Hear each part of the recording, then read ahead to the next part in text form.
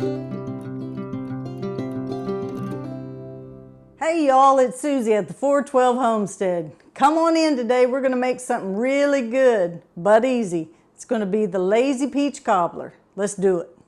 All right, you guys, I know I told you this was going to be easy, and it's so easy. We're using one pan. We're using our 9x13 baker. You'll want to get your oven preheated to 350 degrees. And we're going to cheat a little bit. We're not making the crust and all that. It's simple. And we're using a cake mix. And I know you guys are thinking, oh, here she goes again, a cake mix. But you guys, this is a tasty, tasty comfort food dessert.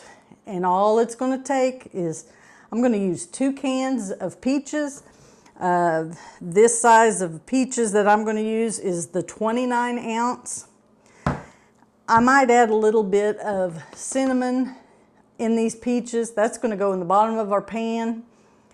We are going to dump just the dry box cake mix right on top of our peaches. Then I'm going to mix in some brown sugar. I've got the dark brown sugar. You could use light brown sugar if you wanted to. And then we're just going to cut up a stick of butter in little bitty pads and put them all over the top of this. We're going to bake this for about 50 minutes. It does take a little bit to bake, but it is worth it. So let's get going. All right, you all. Simple, simple. I'm not even going to grease the pan. It'll be just fine. What we need to do is, like I said, I'm going to use 2 cans of peaches, 29 ounces each.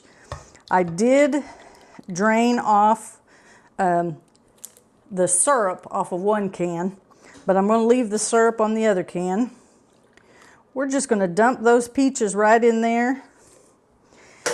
I'm going to hit these with just a little bit of cinnamon and give them a little stir. And like I said, get your oven preheated 350 degrees because we're going to bake this for 50 minutes. We're not going to have to add no sugar. We don't have to have no oil. We don't have to have any eggs. I'm telling you guys, this is simple, simple, simple. So we've got 2 cans of our peaches in there. Then I'm going to top it with just a box yellow cake mix. And I know you guys have watched probably a lot of my videos where we're using cake mixes, but you guys, it is simple, simple, easy, tastes good. Now, if you don't like peaches, say you like apples, we'll use apple pie filling. You could put apple pie filling, you could put blueberry pie filling, strawberry pie filling, there's rhubarb. You could use this however you wanted to, but we're going to do peaches tonight.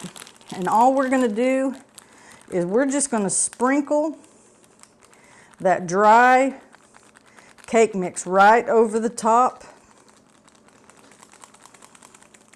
We're going to make sure we get everything coated.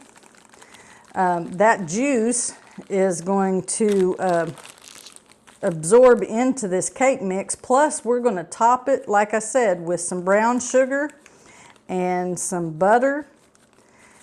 You could, I've done it before where I've melted the butter and just poured it on the top, but oh, it's ready. So we got to get it going.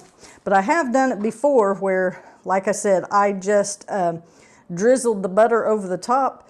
But this last time I cut my butter up in little bitty, kind of thin squares. And it melted over the top evenly, and it gave it kind of a crispy crust to it. Plus, this is the first time when I made it here about a week or so ago that I put the brown sugar on top. Usually before, I just, the cake mix and the butter. But I thought, I'm going to add a little extra zing to this and put the brown sugar on there. You'll notice I'm not measuring. I'm going to say I might used a half a cup, maybe 3/4. Use your own judgment. You may not even want brown sugar on the top of yours, but I think it give it a little extra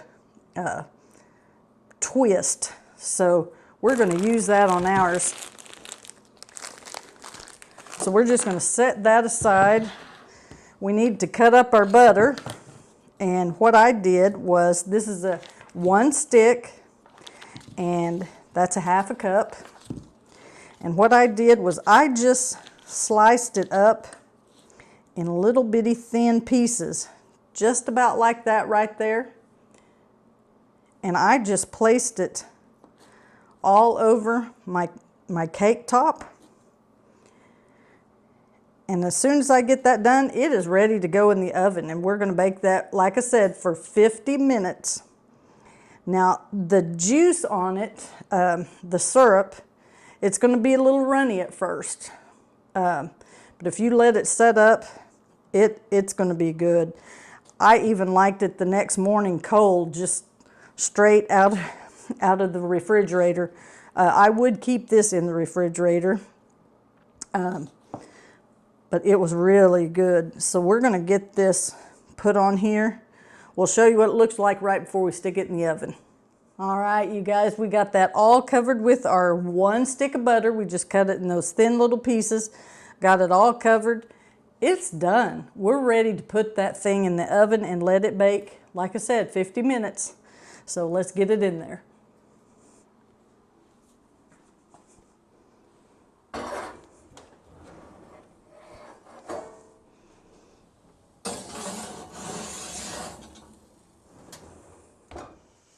All right, you guys, we have got us some lazy peach cobbler ready. I want to take this time to remind you guys to like and subscribe if you haven't already. Hit that bell.